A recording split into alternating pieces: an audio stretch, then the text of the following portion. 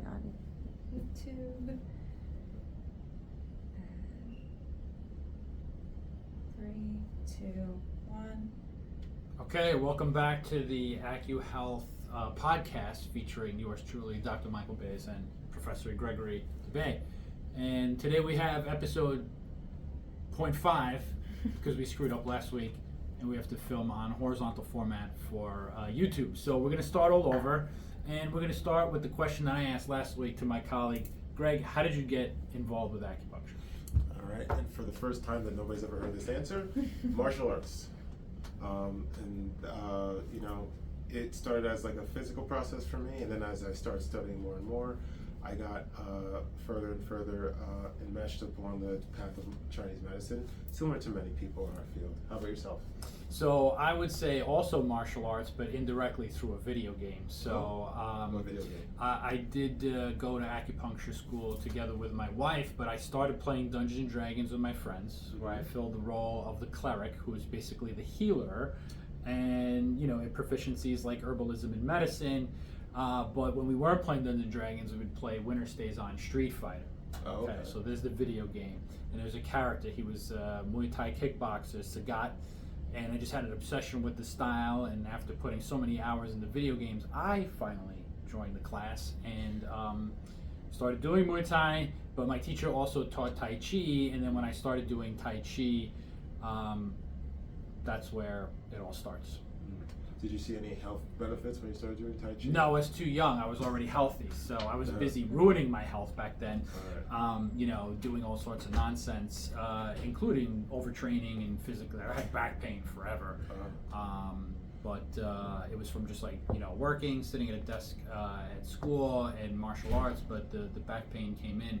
So at work, I was also involved in the family business, which was ship repair. So being the only son and the youngest cousin, I got all the crap work, which meant safety. And safety means, harm reduction, accident prevention, environmental compliance.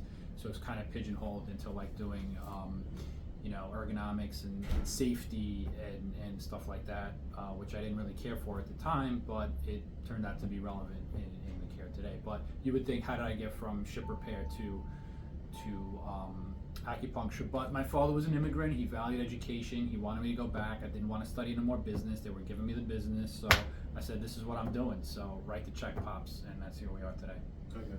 When did that philosophical shift happen, though, from ruining your health to helping others maintain theirs?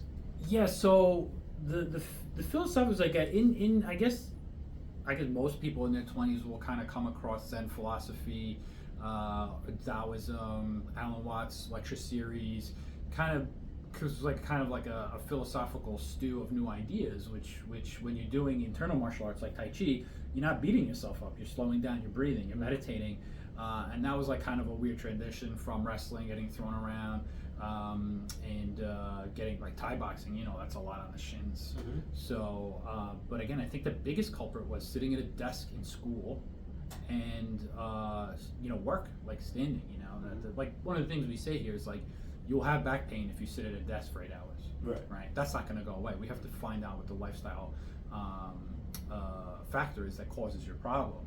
So shifting over to a different internal philosophy, you start softening up, things like yoga, things like that.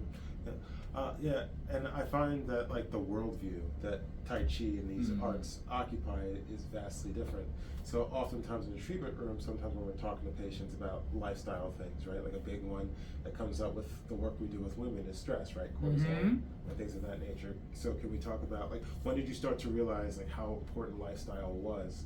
And was that acupuncture, or was that more the ergonomics, like you're saying, from figuring out that you should sit, the OSHA training, and everything like that? So the OSHA training, ironically, came later in life. Initially, we're told, they give you an acupuncture school, it's slow down, relax, breathe, and we bring that philosophy into the treatment room, right? It's 20 minutes to yourself. Shut the phone off, leave the work at home, leave the kids outside, leave all the problems in the outside world. Believe me, they're there waiting for you when you're done. But one of the critical parts for the success of acupuncture is we need to hit parasympathetic. So whether you're doing that in yoga in a yin setting, whether you're doing that with a Tai Chi in a slow format where you're doing more breathing, or you're in a treatment room, it's very important to shut off. So if you're sitting right, at a desk. So one of the things about ergonomics, like everybody thinks it's the sexy crane collapse where you weren't wearing your hard hat and somebody gets mangled. It's not that. It's the sitting at a desk for 8 hours, right? It's the typing for over 8 hours, 40 days. You don't have to do anything strenuous. All you have to do is a lot over time. So when we call it time-weighted average in ergonomics, like you sit for 8 hours over the course of your work life, you're going to compress or you're going to shorten the discs in your lower back. So when you get back up, you're like, ouch. Or even typing, like think about that with the wrist and the you're supposed to type for the maximum of 1 hour before you're supposed to stop and stretch or rest. But the thing is that people don't do that, and it accumulates and becomes an issue. Right. So it sounds like everybody's expecting like the hard-hitting diagnosis, like the dramatic thing, but you're saying it's like death by 1,000 cuts. Yeah. The smaller things, like the smaller inaccuracies in movement. What are some common ways that that patients might not think about, like these little ways of things adding up? So this is what drives me nuts now: the standing desk. The standing desk is going to lead to sciatica. If you're at a standing desk, Dr. Mike, that's supposed to help people get more exercise. Yeah, the sedentary lifestyle. I get it, but also if you're standing in one place, you're using like the muscles in the hip girdle to stabilize yourself, and what you're asking for is sciatica. Right? Like the same old adage of the guy working at the drill press for 8 hours at the factory who's standing is going to develop some sort of like barbers. All my friends that are barbers out there that I treat, they're sitting clipping hair. What hurts? Their fingers from clipping the scissors and standing. And they got those cushiony mats, but still standing that whole time, whether it's soft or hard, those muscles are overused, they're tired, they tighten, they clamp down on the sciatic nerve. Same thing, you sit at a desk for 8 hours, compress the lumbar muscles, you go to stand up, they're going to be tight, and then when you go to pick up that vacuum, guess what? You're on a one-way ticket to the emergency room. So what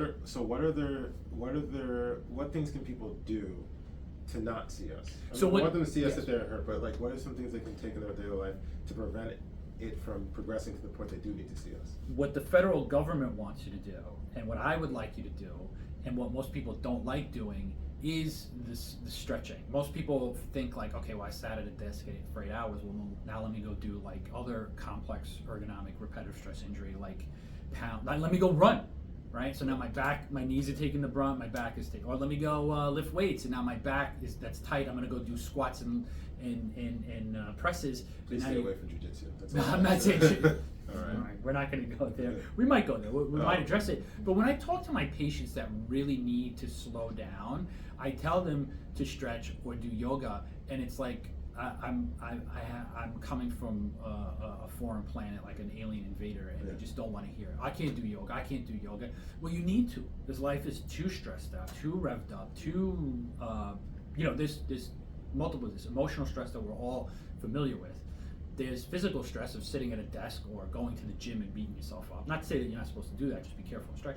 And then there's chemical stress because we pound ourselves with coffee. Now you're stimulating yourself, you're going into sympathetic response. It's the perfect storm. But when you tell people to slow down, you get so much pushback. I think the win is when we apply these simple things, like we treat and then we do just one targeted ergonomic stretch for the neck or the back. When they get the results, then the light bulb goes off. It's like our job is to communicate to them that they will experience relief as long as they apply these, and that should they get to zero pain, feel free to mess that up back in the gym again, but know that that's the problem. So the simple answer is like get up from your desk and stretch. That's what the OSHA and the posters are for, but they're there for a reason, to avoid injury. And it's not for your benefit, it's to reduce the liability to the employer and workers' comp and blah, blah, blah, blah, blah. But it's your benefit in the end. Right. So to bring it around full circle, it sounds like what you're saying is that people, when they first come, before they buy in necessarily, they're kind of, even though it's Eastern medicine, they're coming to you with the Western model, right? Mm-hmm. Doctor, fix my problem, I don't need to fix anything else. So you're saying that what you found is once they get the relief, and then once they start incorporating, then they start to see the importance of lifestyle. So ideally, we would want patients to get that message, whether they see us or not, to get that lifestyle, that holistic view faster, right? That's a great term, holistic. Yeah, I think it gets thrown in with a lot of like new age terminology, but the whole problem is not just the pain. The pain is the symptom. Right. What is the root? I think it really comes back to root, and you'll hear things like functional medicine thrown around, but you have to see like what is the root cause. Is it the sitting? Right. Is it the squats? Is it the excessive weight for making gains at the gym? Yeah, we all do that kind of stuff. When you tell somebody to change their lifestyle, you also have to be mindful that this is what they know. Like telling a runner not to run is like asking them to give up their firstborn child. Right. It's never going to happen. Yeah. And then if you tell them to go on a elliptical, well, forget about it, right? And lifestyle can be like subtle, right? Like as you've mentioned several times, right? Sometimes we'll have like, unfortunately, that archetypical TTC, like fertility patient, right? They've got the Oura ring, they're monitoring everything, right? And that's a lifestyle. They're getting in their head and they're stressing themselves out. Where for them, the lifestyle change might be, you know what? Like let your doctors handle it, and you just relax, right? And let the cortisol drop away, so then the hypothalamus can talk to the pituitary gland, which can talk to ovaries, which can get them pregnant, right? But people don't think about like they're worrying or they're being invested in their condition as a lifestyle, but we see that. We see that, and that was a mouthful, and thanks for bringing that up because it is important. It is how the body and the brain communicates with the reproductive organs. So what we do is we turn it into a soundbite, and when we talk to the patients, it says we want the body, your brain communicating with the reproductive organs, and it's not doing that when you're constantly bombarded. You're worrying about your heart rate, how much sleep you got, where your blood sugar's at. Like that, really, that's not your job, and it's not important. You either slept or you didn't. You don't need to know how many hours you slept. Either you're rested or you're not. If it's not, we got to work on that. Right. It's not the ring's problem. It's not your problem. It's our problem to fix. And when it all piles up on top of the coffee, on top of all the physical stressors, it kind of hijacks and throws things offline. And it's very easy to do that. Yeah. Yeah, as we can see, right? Like in that case, they're using things that are supposed to be positive, right? Monitoring their health, and they're using it in a way that's deleterious to them or harmful to themselves. So it's like there are these lifestyle pitfalls everywhere, it would appear, right? Yeah. Even things that seem good. Yeah, I mean, but it's also like people don't know that they don't know that the sitting is causing the back pain. They don't know that the stress is causing them for their period to go off. And it's our job to really kind of explain and elucidate or like make the path clear to say, you're gonna have back pain. You're gonna have neck pain when you type for 8 hours and don't take a break, or only one break for lunch or stuff like that. But I think that's really the most important thing is like, it's okay to derail somebody's lifestyle as long as they get the results. And when people, I mean, we're all kind of creatures of habit. If the habit is conducive to the pain and we find the habit where it's not, then it's very easy to kind of transfer. If I'm starting feeling better, I'm going to be compliant. I'm going to do the work, but it's our job to kind of point it out to them and let them know, especially with pain, because people come in here already with a death sentence. I got a herniated disc. I don't care. I don't care what your back looks like. I care what it feels like, because a lot of it is muscular, regardless of the structural stuff. Do you have a particular story that comes to mind of a patient that came in like that, and like once they were able to buy into what you were saying, the lifestyle, like a flip came off and they made dramatic improvements? Yeah, I mean, everything that we use as examples here are some story, some patient experience that we accumulate, and then we can kind of turn it around and hand it over to another patient. But there was that patient with the glucose monitor, with the Oura ring, with their phone telling them they didn't sleep, and then on top of it, their doctor told them that they had a cyst, and that the cyst, they weren't going to be able to get pregnant. So when your own doctor, the person in charge of your health and your care, tells you you're not going to get pregnant, that derails the process. It wreaks havoc, and then it becomes like a thing. And then when that thing kind of germinates and that idea gets in your head, then you are now no longer fertile, you're infertile. But that's what we do here. Is like we have to kind of work back. If you give them these sort of like examples of the lifestyle of how these things are making the problem worse, then that person was strictly 1-2 conversations, ended up pregnant. It wasn't a miracle, right? It wasn't astounding. It wasn't me. It was just the way the person can kind of internalize the information and get to where they are. They're now like, I think they're probably in their second semester.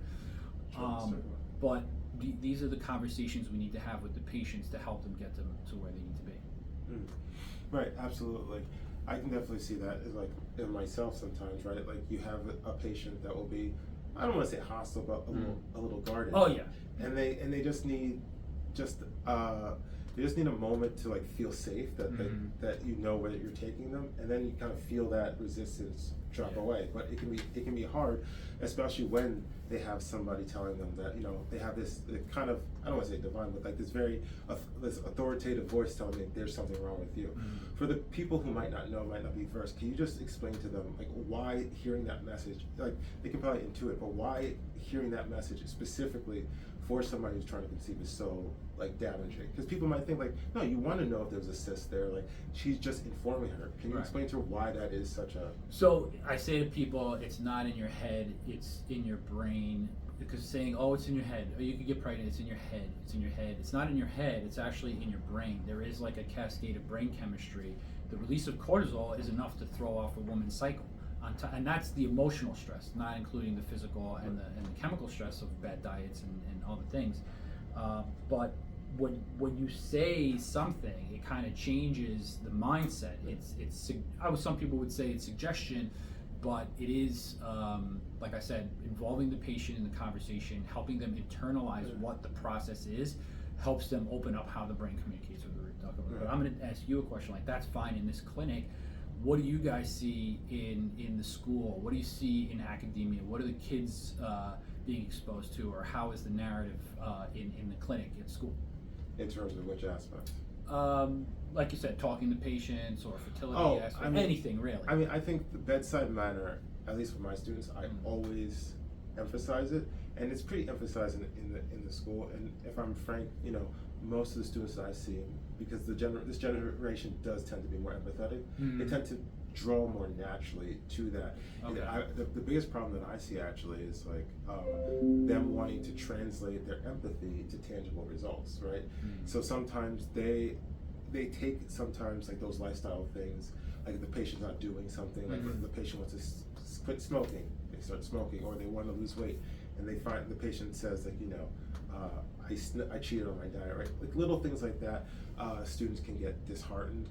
But to be quite honest, just the way that school, and this is inside baseball for acupuncturists, but the way that the undergrad for acupuncture is designed, you don't really encounter these problems until like you're actually practicing. I don't know if your experience at PCOM was differently, but situations like this, like at that stage where the students are so early in their matriculation, they're really just trying to get through the interaction. They're not really trying to take command of it yet. They're not. Right. They're just trying to like, okay, did I make it through this interaction correctly? Rather than like the position we're in is like somebody's entrusting us to lead them to a better outcome. They're like, no matter what their chief complaint is, whether it seems big or seems small, the truth of the matter is, to them, it is something they do not want to live with. And so, as opposed to the clinic at school, where it's like it's kind of understood that yes, they want to get better, but these are students. Here, there's an expectation. There's an expectation like, I am suffering, I am not where I want to be, and you need to take me there. And people come to us with varying degrees of leniency with that request. So I would say that it's kind of like comparing apples to oranges. What I will say though is that a lot of these kind of challenges, I do feel, just like the intricacies, I do feel that students aren't necessarily prepared for all the pitfalls, just because our scope of practice is so nobody's unclear. Prepared for the pitfalls. That's what experience comes Exactly, in, right? That's where the mistakes and you learn. Yeah. I mean, think about it, right? Oh, my doctor was the best doctor. He treated me, he spoke to me bedside manner. That's great to say that, because it is really important. Or was he like a brilliant jerk who had no people skills that barely had, pulled you out of a... I've had that with patients that, I had this doctor, he was a real a-hole, literally, but he saved my husband, but he made me feel, like the worst, and that's not a good experience walking away. You're responsible for people's health. I would say that the way things are going is like machines will always outperform and outdiagnose a human, period. That's why we have all these things.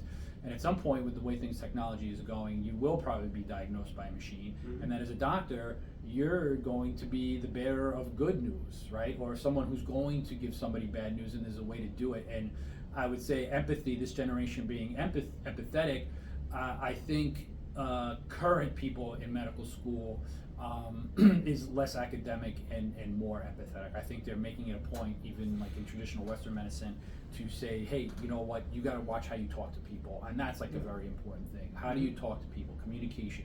If we don't do one thing here, we definitely communicate. That's very important. So I think with that, I think we're going to wrap it up, and we'll talk more next week about topics, but feel free to chime in and tell us what you want to hear. Don't let us just here talk at you. Tell us what you want to learn about, and that's it. Thanks for joining them. Take care. What'd that say? I don't know. Microphone changed.